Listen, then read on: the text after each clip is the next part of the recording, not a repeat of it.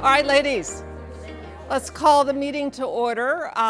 We have a full, like almost 30-some people who said they're coming, so we'll have people trickle in, I hope, but let's get going. So here we are, first meeting of the club year, and sadly for all of you, first meeting without Kathy Broadwater up here, so you have to kind of get used to that. She has been, so gracious with me in getting me squared away on what I should be doing, not all of which I have done, but I try. And so I want to thank her and her team for the generous time they've spent on the club and the contributions they've made. So thank you for that. For those of you who don't normally come to our meeting, there's a few rituals that we follow, a few legacy things, and one is to say the Pledge of Allegiance. So rise as you wish, and we'll say the pledge. Pledge allegiance to the flag of the United States of America and to the republic for which it stands, one nation, under God, indivisible, with liberty and justice for all. Those of you who don't go to or Zoom the town meetings, they say the pledge at the town meeting. So I've gotten kind of used to that rhythm, but not very many other places where we do that. Thank you to our folks at Montgomery Cable. We in the Historical Society have used them and been so thrilled with their results for programs, seminars, speakers that we've done. We've had them Zoom an open house that Lisa had in the archives, and I personally think their finished edited product is always more fun and better looking than the meetings, so we can all appreciate that. So the recording will be available to us forever. So think about how nice it's going to be for potential members to come and see the program on the history of the club and kind of get a good squared away on that. You all have your calendars for the year.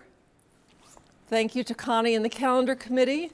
No end of really terrific ideas about what could be done this year, so everything has come together, and I think we'll have a great club year.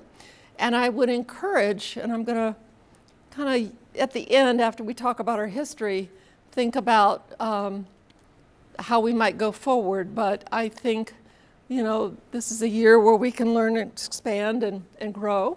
And on that note, I'd like to introduce some guests. Monica Welsh is a neighbor of mine, longtime Kensington resident, raised her son here and has been around for these many years and a fabulous Victorian on my street. Alex, if you all haven't dealt with the town government, shame on you, because Alex is a great representative of the town. And when I get a little stressed over national political chaos, I'll just come right back down and I think about how well we do things in Kensington and how well our government runs and how transparent our elected officials are and how efficient our town government is.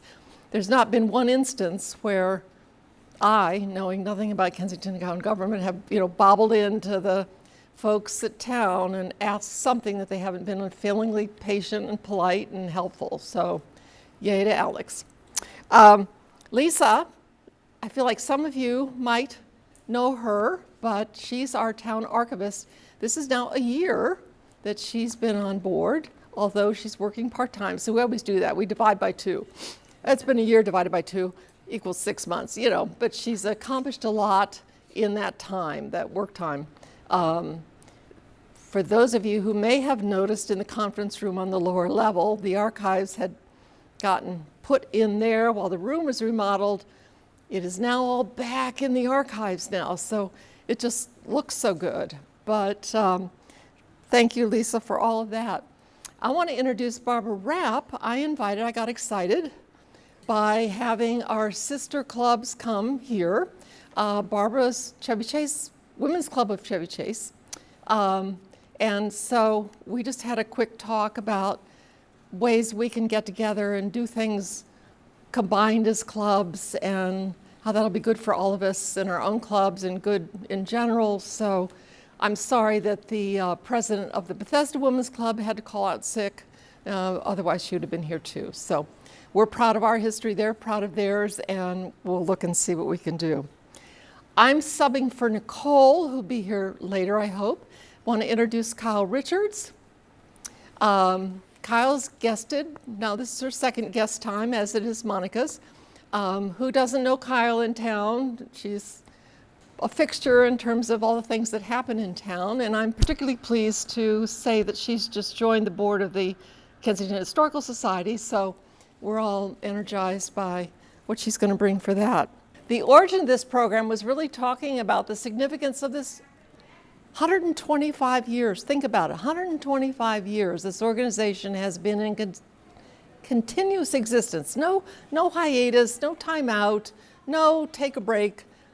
Every month, every year for 125 years. And we got ourselves all excited about it. You know, one thing I have to say with Kathy Byers, if I see her caller ID on the phone, I know I'm going to be jazzed up because she's usually jazzed up about something. So she gets me jazzed up. So as our historian, she really advocated that we take this history and share it with our members, and fortunately get it recorded so we can share always.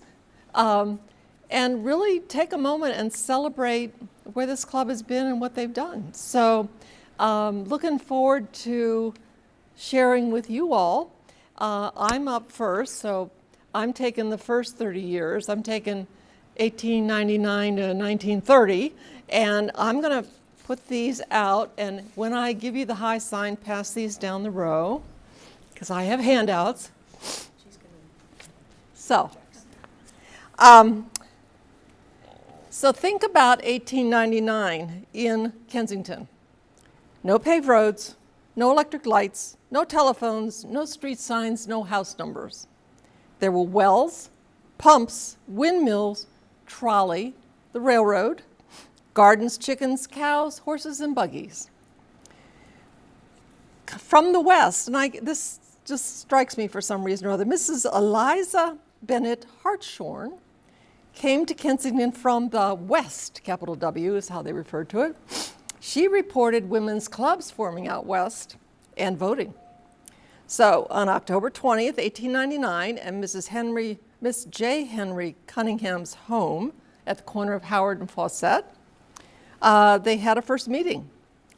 They got themselves organized very early. They were big on Robert's Rules of Orders.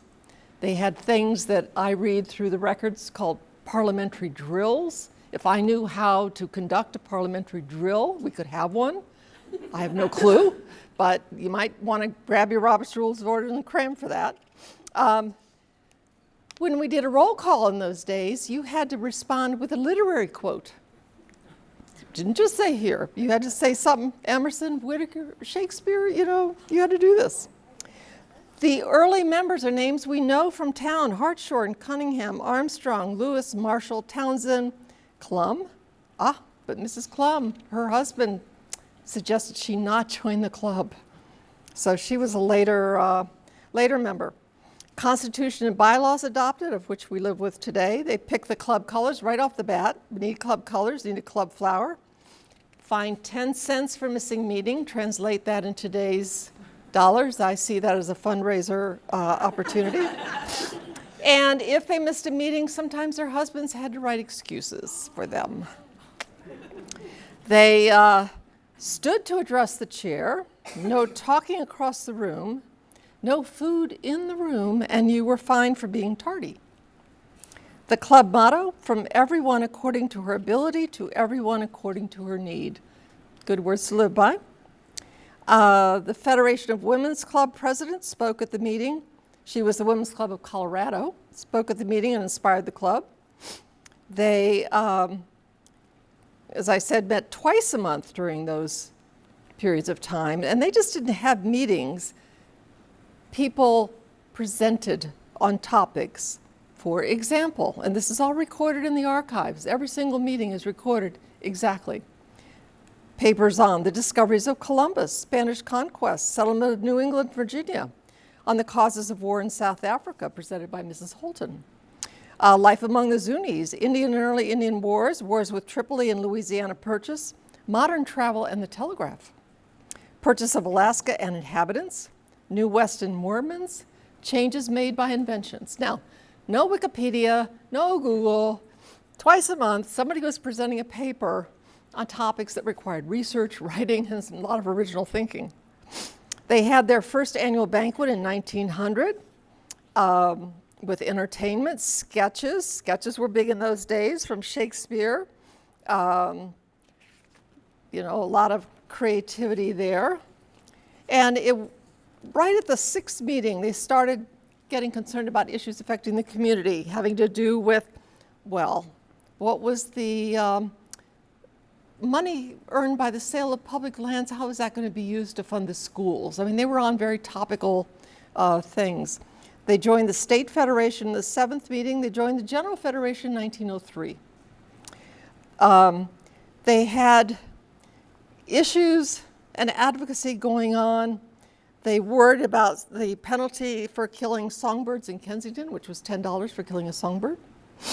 They urged the town council to order stray chickens to be in their own yards. They paid the salary of the school janitor, worked for town support for the library, favored compulsory education, advocated for women to be on the county school board. This is all in the early 1900s. Endorsed laws prohibiting expectoration in streetcars, and to clear the state of anarchists, whatever the anarchists were doing in the early 1900s. Trolley motormen and conductors they felt needed protection from the elements. They lobbied for that. They joined the consumer leagues and urged only to buy white goods. Petitioned DC department stores Landsbergs to deliver goods. So poor ladies out here needed their Landsberg stuff, right? In 1902, they changed formally to referring themselves not as ladies but women. In 1910, the club had a demonstration of a new invention, the vacuum cleaner and the fireless cooker, and they toured the Bureau of Standards. In 1904, the men formed, pass it down, the Married Men's Protective Association, and I'm passing a cartoon that is from that era. And some little kid, who was the youngest of 5, Teddy Hartshorn, to accost his mother at a women's club meeting and sing a song, which I won't sing. "Oh, mother, dear mother, come home with me now. The clock on the mantle strikes 5. Far down on the railroad the smoke clouds arise, so father's soon due to arrive. The house is a sight, there's nothing to eat, and Dick just choked on a bone. Oh, mother, dear mother, it's all such a mess when Pa does the housework along. Oh, mother, dear mother, come home with me now. There's scrubbing and sweeping to do. While father is solving the problems of state, the boys are all crying for you. The socks must be darned, the patches tacked on, and the beds must be turned back to air. And father's boiled. Come home, come home, come home. Oh, mother, dear mother, come home." Well, the women responded with a little ditty on that and ended up with something about, Hades. So, there was a lot of little repartee going back and forth during that time, but apparently in all good humor. In 1905, the Montgomery Federation of Women's Clubs, there were 5 clubs then, and the Women's Club, however, did not regard itself as a suffragette organization, and actual political discussions were taboo. They advocated still for improved trolley cards and waiting rooms. They learned how to operate voting machines. They advocated for the Census Bureau, supported child labor, universal peace, uniform marriage and divorce laws, sent delegates to state conferences on charities and corrections, protested against billboards, posters and unsightly signs. They attended hearings on Annapolis and pensions for widowed mothers, jury service for women, old age pension and police protection for Kensington, advocated for kindergarten, studied the World Court, and had thrift and cleanup weeks. In the benevolence scene, they were early on supporters of the thrift shop, the building fund of Children's Hospital, gifts to children in county homes, and outside of Maryland, they donated to charities, scholarship, famine relief, and U.S. and around the world. In 1907, they started a scholarship fund. They lobbied for plumbing for the school in Kingar and contributed to the addition of a kitchen and cafeteria. Mr. B.H. Warner, who we know, gifted the club with a wooden gavel made from wood from Jerusalem. They paid the janitor's salary in the schools. In 1908, the Social Service League was formed, sold Christmas seals in 1910. 1904, they donated ash cans to the town and were very much against littering and pressured the town to be responsible about picking up trash. They landscaped around town. They advocated in 1913 to raise the minimum wage of marriage from 16 to 18 and joined the Maryland Federation of Women's Clubs. 16, they endorsed the National Park Service. War work, they supported the 1st Maryland Infantry in World War I, sending reading supplies, knitted items, rolled bandages, and bought Liberty Bonds. They supported the care of war orphans, donated to Belgian relief, and formed a Chautauqua. They, in 1920, they celebrated women's rights to vote, and the speaker asked the women to, quote, keep their deals high as on a pinnacle, even though at times it might be lonesome up there. In the 20s, they worked for kindergarten in public schools, juvenile court, better conditions in jails, and art teachers in school. They lobbied for fire escapes in school buildings, street lights, fewer dogs and cats, urged George Washington holiday, restricted fireworks sales, get the sidewalks repaired, contributed equipment for the fire department, opposed the rezoning of Howard Avenue from residential to commercial. That didn't work out so good. Worked to rid the town of flies and mosquitoes, donated to Planned Parenthood, and opposed building a dam in Yellowstone. So they continued to advocate putting women on the school board, having women's wards in hospitals. In the early 20s, there were 28 clubs in Montgomery County Federation. They again continued their work with schools, an almshouse, a library, and a bookmobile. In the 20s, they joined the World Court Movement and supported saving the Upper Mississippi River.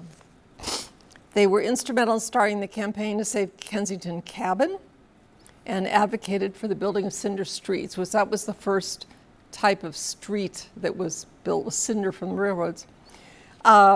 Before PTAs, the club organized aid for schools, advocated for better conditions in segregated schools, art in schools, school library, pianos and other musical instruments, paid for playground material. They gave money for school lunches, school education, a program in the summer, and they contributed to public health programs, a dental clinic for the town for mothers and babies, and established a clinic in Kengar. They sent relief supplies to troops during the war, troops in Europe, Liberty Gardens, books for soldiers and sailors, and again, sold and bought Liberty Bonds. So that takes us up to the 30s. It's good to know that they weren't sipping tea and eating bonbons all those years. Okay. Is this working? I don't know if that's... They are. Yeah, okay. They've been tested. Yep.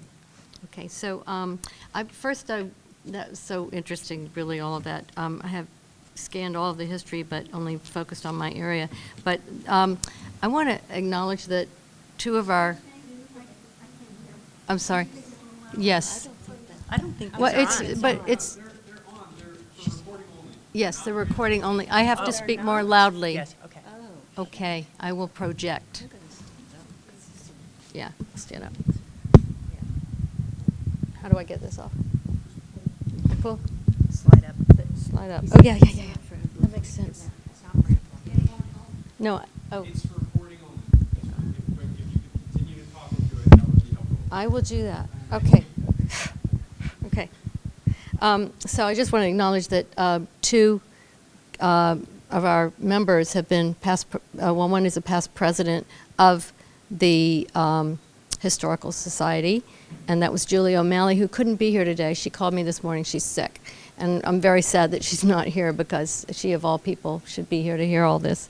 And, of course, now Kate is also president of the Kensington Historical Society. So that's one of the important ways that our women have contributed. Of course, many are members as well.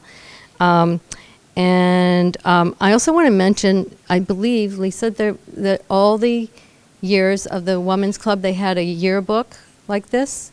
and they're all in the Kensington Historical Society's archives, which is a very interesting thing. I'd love to. As are all the meeting minutes. Yeah. Every single Yeah. meeting. So I'm going to be reading some of the passages by some of the historians of our club, because there's a lot of eloquence when they did their summary of the history of the club. But it's been such a pleasure to read the history of the Women's Club and to learn about how the club has always prioritized service to the community in a big way, and you've enumerated in the many things that were done in the prior to 1931 period. In the period between 1931 and 1960, the club's priorities went to supporting local schools and libraries, but also, in response to the needs of the times, to war efforts and public health efforts. The era of the 1930s was especially perilous in terms of world circumstances. It was a time of the Great Depression in the U.S. had just happened, and around the world, as well as the rise of Hitler and the effects of the pandemic of 1918 on public health needs and initiatives that followed was profound. When World War II happened, then World War II happened, sorry. The pandemic of 1918, I already just mentioned that, I'm sorry. Our club celebrated its 50th anniversary, which was its golden jubilee in 1949 with much hoopla and fanfare, and perhaps there was an exuberant post-war spirit that added fuel to that energy. But by 1950, there was a new war in Korea, and we were edging toward the Vietnam War, which began in 1955. And by 1960, our nation and the world had experienced a lot of changes in many arenas, and the times were turbulent, yet the Women's Club continued to fulfill its mission of service to the community and connecting our members amongst themselves through intellectual and social engagement. So tradition remains strong, and the Women's Club remains strong throughout. There was little mention made, as far as I could tell, in the Women's Club history specific to the Depression, but there is discussion about war efforts, which I will read some of here. Before we could have forgotten World War I, we were in the throes of World War II. Several members gave up their peaceful home lives and entered the government service. Others did their bit in various ways, upholding the club's tradition of help for others. The Red Cross with its canteen, surgical dressings group, first aid courses, and sewing and knitting. Our Mrs. Milburn, of cherished memory, was county director of this work. I want to add that always, I don't know when the tradition stopped, but everyone was Mrs. or Miss. They addressed each other very formally. We donated a sum of money to help furnish the day room at Camp Meade. We made little stuffed calico toys for British children, gave to British Relief, China, Korean, Ethiopian, French, and Jewish relief. We gave to the USO in Bethesda and struggled with ration points like everybody else. But the project which touched our hearts most keenly, for it came so close to home, was the sending of candy, newsletters, and Christmas cards to the men and women from the Kensington area who were in the services. This was made more personal by the generous help of Mr. James E. Lamb, from whose drawings and under whose supervision the cards were made. To a weary boy or girl or man or woman in a foreign land, a picture of the Presbyterian church or the railroad station or the drugstore brought poignant memories of home sweet home. And then the War Memorial in Ernest Park, to which we contributed. More recently, we made cookies for the Naval Hospital at Bethesda, and at the present time, we are sending food packages and clothing to a nurse in England for her work there. In spite of the fact that some critics claim that most women enjoy the excitement and the thrill of war work, let us all pray fervently and unceasingly that there will be no World War III. So you can see that the effects were profound at the time. So with regard to support for schools and school children, much was done for both the Kensington and Kengar school communities over many years. And I read to that effect here a passage about that. During the years preceding the organization of parent-teacher associations, the club felt that aid for the school was, and always should be, its first consideration. This was written in 1949-ish. And many gifts were made after that early year when they helped pay the janitor's salary. Pictures were bought and framed at various times. A special art exhibit was brought to the school, which the pupils chose, from which the pupils chose one picture that was framed for them by the club. And the same thing was done by the community club, which was another club in the Kensington area. The school library was started, and several later donations of books, money, and magazine subscriptions were made. We helped purchase an upright piano and gave a large fireproof velour stake curtain to the auditorium. Under Miss Wilson's guidance, a beautiful plaster case of the singing children is placed on the wall. We gave prizes for school gardens, both on the Kensington School and in Kengar, and we gave a set of bird charts. A large Maryland flag and pole was given, and later an American flag, when Mrs. Langiel, then a very elderly woman and one of our first members, spoke to the children, telling them that the first flag to fly over the school was purchased with money gathered together by her children in her class in 1892. Now, that was, this being around 1949, that old school was later replaced by the Armory, which is where we usually meet, and the town hall is. And let's see. We've contributed to the library funds of both the elementary school and the junior high. The junior high was built in 1939. This same new junior high was eventually acquired after much determined effort by the townspeople. So it sounds like it was not a public school at the time, but anyway, the townspeople acquired it. And club members, as usual, were in the midst of the fray, doing their fighting too. And now, after some of the same determined effort, Kensington has a brand new and very modern addition to its elementary school. And that elementary school, many people may know, is the Housing Opportunities Commission, which is recently closed, but it's on Dietrich Avenue between Knowles and Baltimore Streets. And but that was the brand spanking new elementary school at the time. So, okay, so public health initiatives were also a big deal and very important at the time. And let's see, sorry. There we go. This passage explains a lot of that. For many years, the club had contributed to a public health program and dental clinic for the county, but now, through the efforts of Mrs. Spurney and her friends, the town has its own public lay health committee, which holds clinics regularly for mothers and babies, and has established a loan closet from which sick room supplies may be borrowed. Under this committee, a village TB tuberculosis survey was made 2 years ago, and 1,800 Kensingtonians were x-rayed and reports of the results sent to them. Such a clinic has also been established in Kengar. So that's a very interesting window into the times and how important this new rising public health initiative was everywhere, and we were in there pitching in. And then on behalf of the libraries, Noyes Library was it, also known as No Yes Library. Does everybody know that? Because that's Noyes, N-O-Y-E-S. Children call it, some children call it No Yes Library.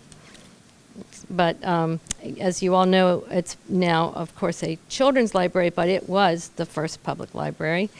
And spanning the years from the club's founding through today and apparently on into the future, there has been one overriding issue: the library. Only 6 years older than the club itself, the Noyes Library filled an enormous void. There was no public library in the Washington metropolitan area until 1893, when Crosby Noyes, publisher and editor of the Washington Star, and Brainerd Warner, the primary developer of Kensington, with other residents, established the Noyes Library. And the founding of the Noyes Library and the literary leanings of the Women's Club members went hand in hand. As we have seen, their intellectual thirst led them to serious research and writings, and over the years, when the library felt threatened, the women went to bat. A club historian wrote around 1949, Club women canvassed this town for support of the library, and in fact, the support of the library has been of primary importance to the club throughout its history. Money has been raised in various ways for its decoration and repair, and for books on many occasions, for its desk, and shades and lights. And one club member, Mrs. Field, was a most efficient librarian for many years, and another member, Mrs. Davidson, served for a short time. At the present time, the library is in dire need of greater help than the club alone can give, but from whatever source that help may come, the club will assume its share of work. And of course, that's still true today as the library struggles to maintain funding for the purpose of being the wonderful children's library that it is. Further to the golden anniversary in 1949, when the club celebrated that throughout the year, they celebrated in themselves and their history a microcosm of the history of women around the world. Numerous celebrations were held around the Washington area for several years, including in the State House in Annapolis and at 1600 Pennsylvania Avenue in 1953, where members enjoyed a tour followed by a reception with Mrs. Eisenhower. That's a good field trip. The dawn of a new era for women was well underway by 1960, and we no longer needed our husband's approval to go to meetings. Yes. And to band together as we did during the club's earlier years. Many of our members were engaged with interests and activities outside the home, and this passage casts an amusing light on the broadening horizons for women over time, which were trending toward eclectic. But I think that you described a whole bunch of eclectic interests already. But this is a fun one. Let's see.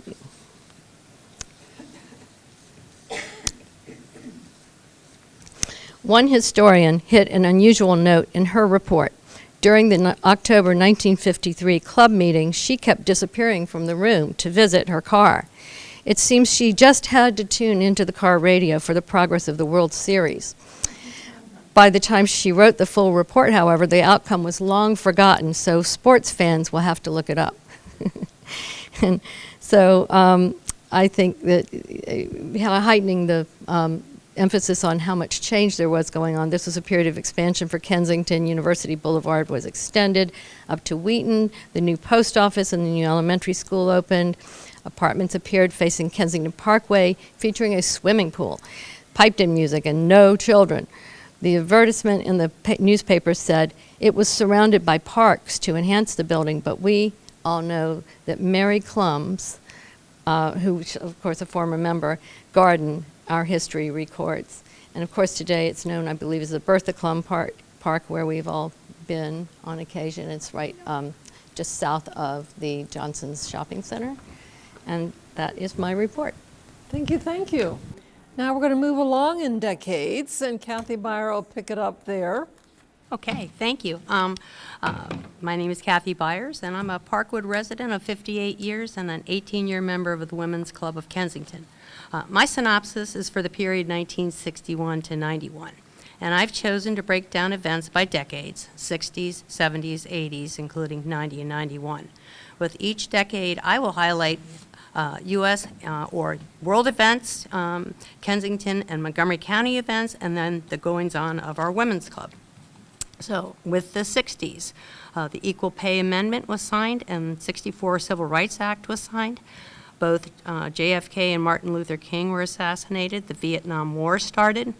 Neil Armstrong and Buzz Aldrin walked on the moon. Deep cultural changes were altering the role of women in the 60s. Hence, we had the launch of the feminist movement. Meanwhile, locally in Kensington, Wheaton Plaza opened up. I remember this. That was a big deal. Kensington Post Office was built. A Ford Pharmacy and the original Methodist Church both burned down. The Kensington Public Library opened.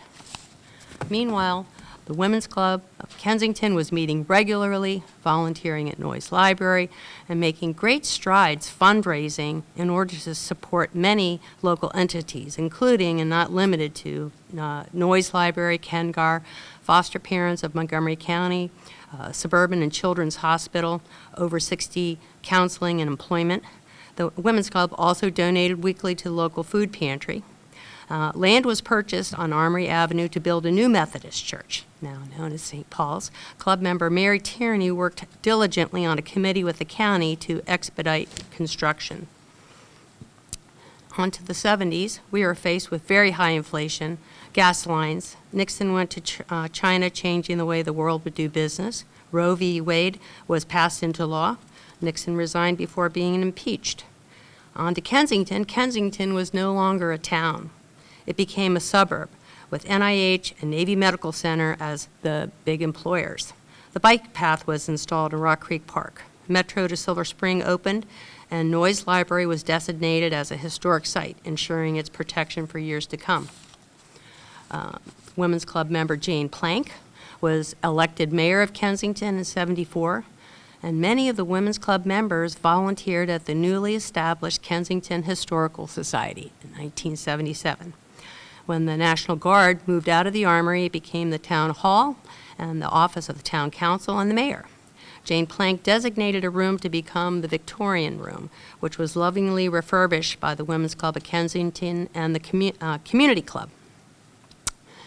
On to the 80s. The U.S. Economy was on a roll. Sandra Day O'Connor was sworn in as the first female Supreme Court justice.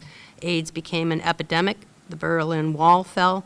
Soviet Union collapsed, and Nelson Mandela was freed.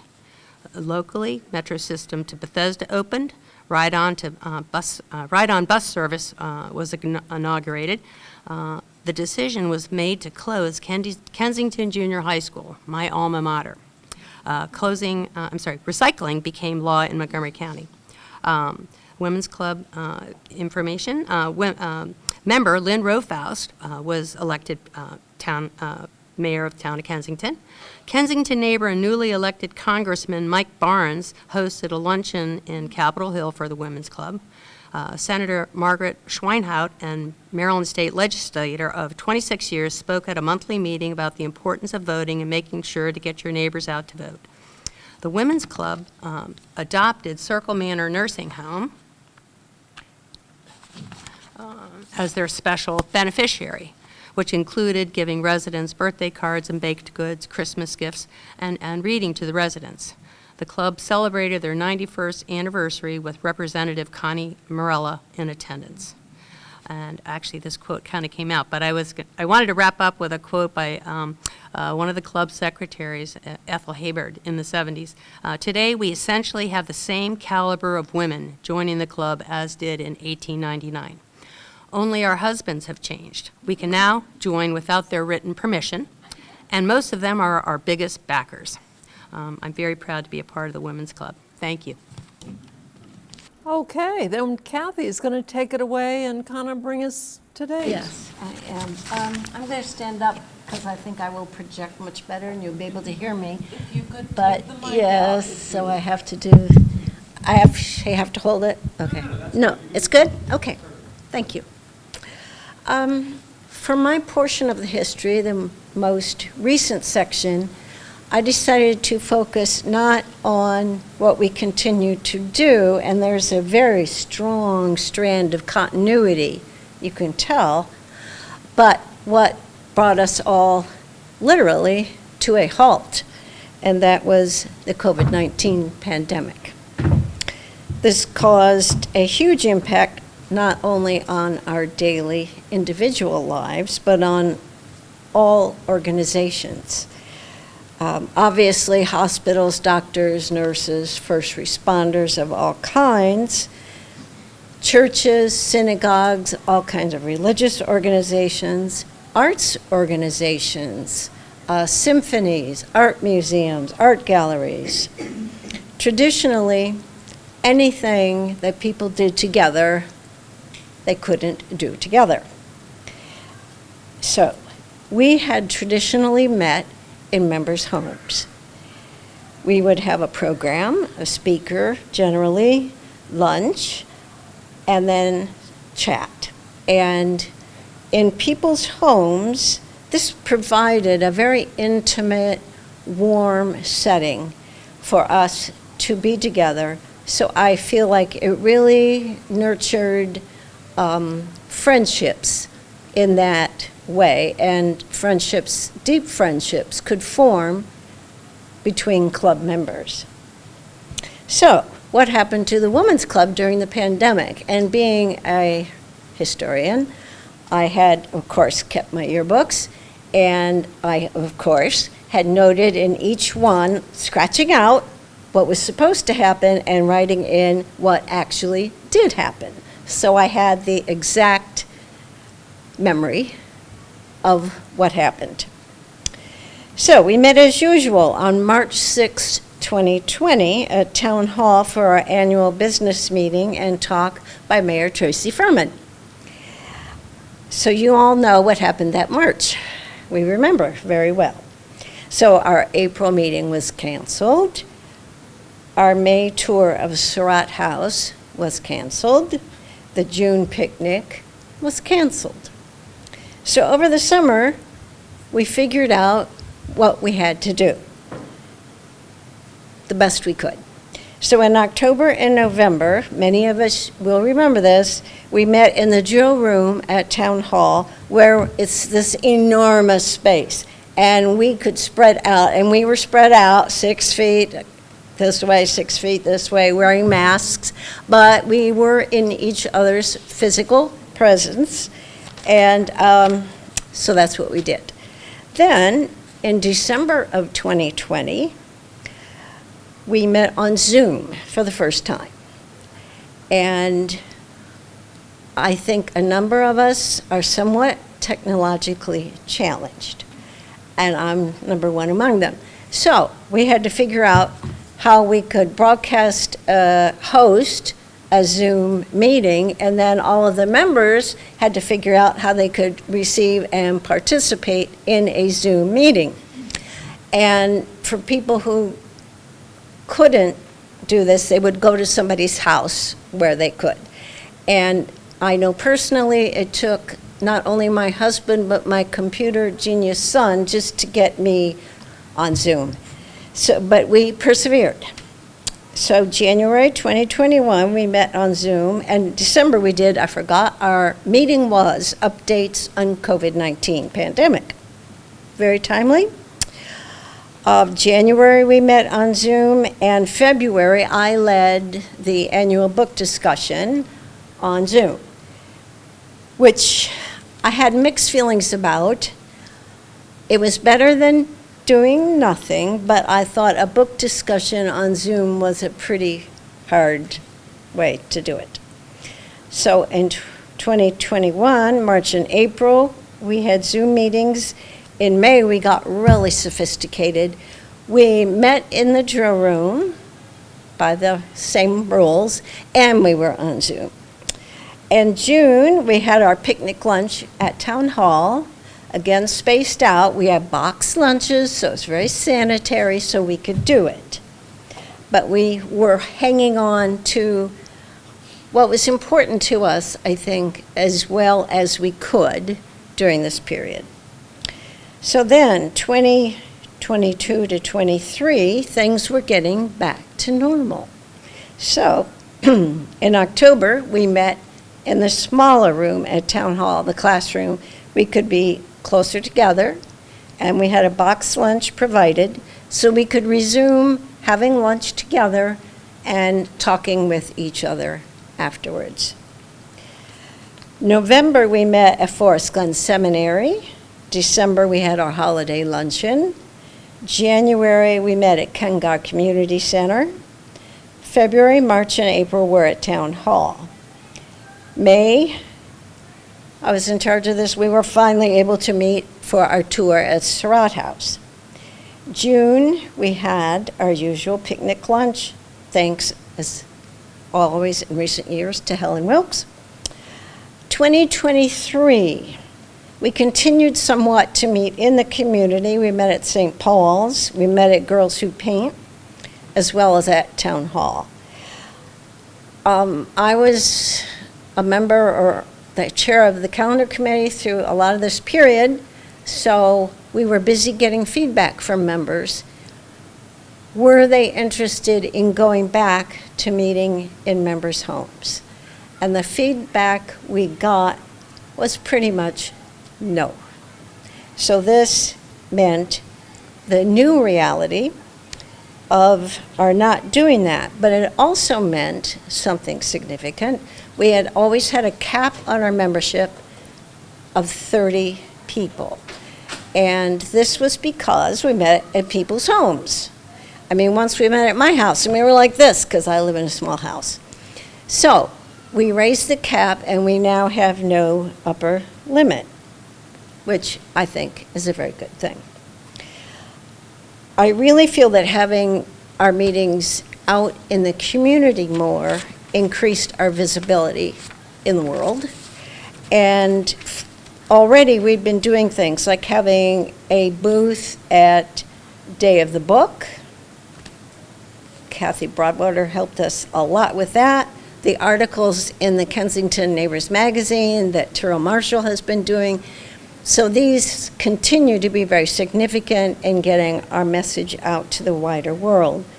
I think our adaptation that we had to do as a result of the pandemic changed us to from a more inwardly focused organization to a more outwardly focused organization.